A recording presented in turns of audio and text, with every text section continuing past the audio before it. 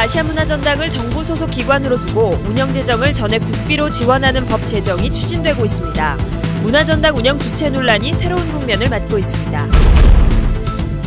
광주 전남 지자체들이 신재생에너지 개발에 열을 올리고 있습니다. 보완하고 선결해야 할 과제들이 많습니다. 지방선거를 6개월 앞두고 안철수 신당의 파괴력에 관심이 쏠리고 있습니다. 신당의 세력이 어느 정도가 될지는 26일 이후 확실히 드러날 전망입니다. 무안 운남과 신안 아페도를 연결하는 다리 명칭을 둘러싸고 무안군과 신안군이 서로 자신들의 지명을 쓰겠다고 주장하고 있습니다. 이름도 없이 개통식이 치러질 상황입니다. 여러분 안녕하십니까? 광주 MBC 뉴스데스크입니다. 아시아 문화전당 운영을 놓고 문광부와 지역이 대립하고 있는데 대체 입법이 국회에서 추진 중입니다. 문화전당을 정부 소속으로 두고 재정도 전액 국비로 하는 내용입니다. 문광부도 이 법안에 긍정적인 것으로 알려져 논란이 새 국면으로 접어들게 됐습니다. 첫 소식 박수인 기자가 취재했습니다. 국회 교육문화관광위원인 민주당 박혜자 의원은 국립아시아문화전당 운영과 관련해 새로운 개정안을 발의할 예정입니다. 개정안의 골자는 아시아문화전당을 정부 소속 기관으로 두고 필요에 따라서 일부 사업을 제3의 기관에 위탁한다는 내용입니다. 당초 문화부가 국회에 제출한 법안엔 전당 운영 전체를 법인에 위탁할 수 있도록 돼 있었습니다. 박 의원은 정부의 전당 법인화 방침에 대해 지역 문화계가 강하게 반대하고 있고 광주시도 법안 수정을 요구해와서 대체 입법을 추진하게 됐다고 말했습니다. TF팀을 꾸렸습니다. 그래서 정부 관계자들하고 또 광주시 담당 공무원들, 우리 지역사회의 시민 사회단체 대표분들하고 같이 수차례 협의를 했었죠. 새로운 개정안엔 문화전당 산하에 정부와 전문가가 참여하는 협의체를 두고 어떤 사업을 어디에 위탁할지 심사하도록 규정됩니다. 또 전당 운영에 필요한 비용을 전액 국고에서 지원한다는 조항도 포함됩니다. 전당 운영비를 국비로 지원할 수 있다고 규정한 정부 법안보다 강화된 내용입니다. 박 의원은 정부가 서울대를 법인화할 때 운영비를 전액 지원하기로 법률에 명시했다며 이를 근거로 들었습니다.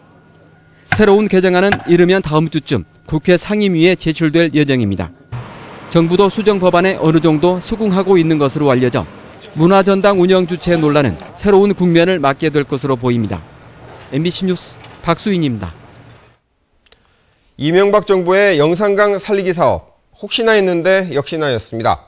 뇌물 주고받고 부실공사 봐줬던 공무원과 시공사 사람들이 무더기로 경찰에 적발되었습니다. 이러고도 사고 안 난 거 보면 참 신기합니다. 김진선 기자가 보도합니다. 지난 2010년부터 2년 동안 진행된 영산강 사업 과정에서 발생한 준설토의 임시 적치장. 쌓인 양만 10만 루베가 넘지만 1년 넘게 활용하지 못하고 있습니다. 경찰은 389억 원이 투입된 109 준설공사의 시공사와 하도급 업체, 공무원과 감리 등 43명을 비리 혐의로 무더기 적발했습니다. 발주처인 전남도청 5급 공무원과 감리 등은 시공사 등으로부터 공사를 잘 봐달라는 대가로 골프와 향응 접대 등 최고 3,500만 원 상당의 뇌물을 받은 것으로 확인됐습니다. 명절이나 또 특정일, 또 준공 시기, 설계 변경 시기 이럴 때 맞물려서 각 직급에 맞춰서 공사를 감독해야 할 감리와 공무원들마저 금품을 수수하고 이를 눈감아주면서 실질적인 감독은 전혀 이루어지지 않았습니다.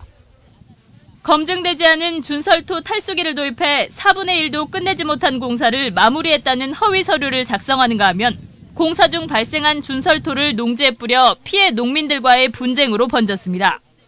안전관리비 일부까지 빼돌리면서 장비 불량으로 작업자가 다치는 사고가 발생하기도 했습니다.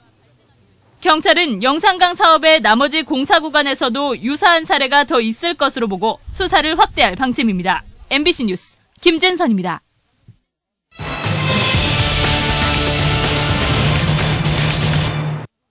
요즘 여기저기에서 신재생 에너지라는 말이 많이 들리죠. 연료전지나 수소에너지처럼 이제 막 연구가 시작된 새로운 에너지와 태양광과 풍력, 폐기물 등 기존 자원을 다시 활용한 재생에너지를 합쳐서 이르는 말인데 공해 물질을 배출하지 않는 친환경 에너지라는 공통점과 장점이 있습니다. 고갈이 눈앞에 와 있는 화석에너지를 대체하고 환경 문제를 해결할 수 있는 데다 최근에 원자력 에너지의 불안감을 해소할 수 있다는 점에서 주목받고 있습니다. 우리 지역에서는 신재생에너지가 어느 곳에서 어떤 것들이 추진되고 있는지 한번 볼까요? 광주시가 주력하고 있는 분야는 지열과 수소전지, 그리고 태양광 등입니다. 전남은 22개 시군 모두에서 시행되고 있을 정도로 태양광 발전이 활발합니다. 여기에다 바닷바람과 육지바람을 이용하는 풍력 발전은 전남 6개 시군에서 추진 중입니다. 이 밖에도 조력발전과 바이오에너지, 연료전지와 폐기물, 지열까지 다양한 신재생에너지 실험이 진행 중입니다.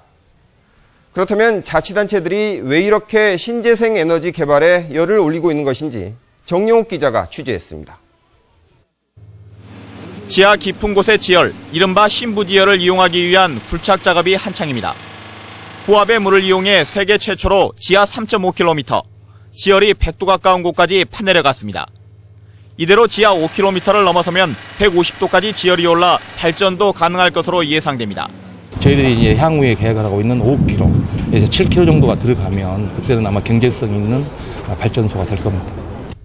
개발 노력에도 불구하고 지열이나 태양열, 풍력 등 국내 신재생에너지의 비중은 채 3%도 되지 않습니다. 하지만 지구온난화와 일본 후쿠시마 원전 사고가 불거지면서 정부는 2030년까지 신재생의 비중을 11%로 높일 계획입니다. 광주시 역시 지열 57배 등 향후 수십 배 규모로 신재생에너지를 늘린다는 목표입니다. 자연으로부터 에너지를 얻어서 스스로 해결하는 것이 바로 에너지 자유도시지요. 이러한 밑그림을 그리고 있습니다. 선도 기술을 개발해 시장을 선점한다면 상대적으로 산업화가 더딘 광주 전남 지역이 관련 산업 육성을 통해 지역 발전을 견인할 수 있는 점도 신재생에너지 개발에 열을 올리는 이유입니다. 반면 시설비 등 만만치 않은 초기 비용과 상용화까지는 수십 년이 걸리는 탓에 국비 확보에 목을 매거나 단편적인 성과를 부풀려 단체장의 지적사 기용으로 포장될 수 있다는 우려도 제기되고 있습니다. 정부에서 많은 자금들을 끌어오겠다라는 이런 식으로 선거철에 유권자들을 현혹시키는 신재생에너지가 뜰수록 앞으로 관련 사업을 둘러싼 명함은 더욱 두드러질 전망입니다. MBC 뉴스 정용욱입니다. 신재생에너지, 잘만 개발되면 좋을 듯한데 그렇다고 해서 미래가 장밋빛인 것만은 아닙니다. 앞으로 보완해야 할 것들을 짚어봤습니다. 이어서 김인정 기자가 취재했습니다. 나주의 한 태양광 발전소. 발전 용량이 299kW인 이 소규모 발전소는 무인으로 운영되고 있습니다. 바로 옆 태양광 발전소도 198kW를 인력 없이 발전하고 있습니다. 설치만 하면 상주 인력 없이도 운영할 수 있다 보니 전체 1,500여 개 태양광 발전소의 70%가 이런 소규모 발전소입니다. 그러나 나주와 영암 등 전남 9곳이 변전소 전력 용량 미달로 신규 소규모 태양광 발전이 불가능한 상황입니다. 신재생 에너지를 이제 확대해야 되는 마당에는 기존의 변전소마다 신재생 에너지 할당 용량 40메가와트는 턱없이 부족하기 때문에 일단은 용량을 늘려야 되고 그다음 그래도 부족할 경우에는 신규 변전소를 증설해야 될 것으로. 발전 용량이 큰 풍력 발전의 경우도 송배전이 문제입니다. 주로 해안가를 중심으로 설치돼 있지만 송배전 시설이 제대로 갖춰 있지 않아 생산된 전기를 한전으로 보내기조차 쉽지 않습니다. 해조류를 이용한 바이오 에탄올도 생산비가 많이 드는 데다 발전 장소도 부족해 당장의 수익을 내기 어려운 상황입니다. 전문가들은 우후죽순으로 사업을 시작하기보다는 업체들이 대량 생산으로 수익을 낼 수 있도록 도와주는 게 우선이라고 지적합니다. 또 태양광 같은 게 이제 고가지만 곧 그것이 대량 생산으로 이어지면 하나의 경제성 있는 신재생 에너지로 자리 잡을 수 있다. 근데 그 와중에 지자체에서 그러한 산업화에 초점을 좀 맞춰서 우리 지역 곳곳에서 진행 중인 녹색 성장의 시도가 장밋빛 환상에 그치지 않기 위해서는 지역의 많은 사업을 면밀히 검토하는 등 내실이는 계획이 필요해 보입니다. MBC 뉴스 김인정입니다. 지방선거를 반년 앞둔 요즘 지역 정가에서는 민주당과 안철수 신당을 놓고 진로를 결정하는 입지자들이 하나둘씩 늘고 있습니다. 안철수 의원이 광주에 오는 다음 주쯤 신당 세력이 어느 정도나 될지 가늠할 수 있을 듯합니다. 이계상 기자입니다. 광주 지역 전현직 구의원 7명이 민주당을 탈당하고 기자회견에 나섰습니다. 이들은 5.18 유공자와 시민운동가 등 30여 명과 함께 국가기관의 대선 개입 등 현 시국을 비판하고 5.18 정신 계승을 위해 안철수 신당에 합류하겠다고 선언했습니다. 민주, 인권, 평화를 소기해 고생했던 동지분들과 함께 희망의 새 정치를 안철수와 구현하기로 결심했습니다. 내년 지방선거를 앞두고 현직 기초의원들이 차례로 탈당계를 낸 것은 이번이 처음입니다. 지난주에 광주시 의원 2명이 개별적으로 탈당한 데 이어 일주일도 안 돼 기초의원들이 탈당 행렬에 동참한 것입니다. 오는 26일로 예정된 새정치추진위원회 광주 설명회 일정에 맞춰 광주시 의원과 구의원들이 안철수 신당행을 선언할 것으로 알려졌습니다. 다시 한번 이 자리에서 기자회견을 하지 않을까 생각됩니다. 그분들의 수를 보면 대략 몇십 명 여정 정도는 되지 않을까 이렇게 생각됩니다. 민주당은 텃밭인 광주 전남이 흔들리게 되자 뒤늦게 집안 단속에 나서고 있습니다.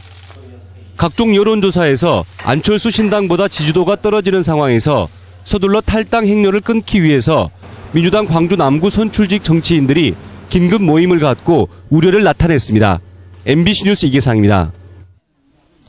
무안 운남과 신안 아패도를 연결하는 다리 명칭을 둘러싸고 지역 간 갈등이 커지고 있습니다. 무안군과 신안군이 서로 자신들의 지명을 쓰겠다고 주장하면서 이달 말 이름도 없이 개통식을 하게 됐습니다. 김양훈 기자가 취재했습니다.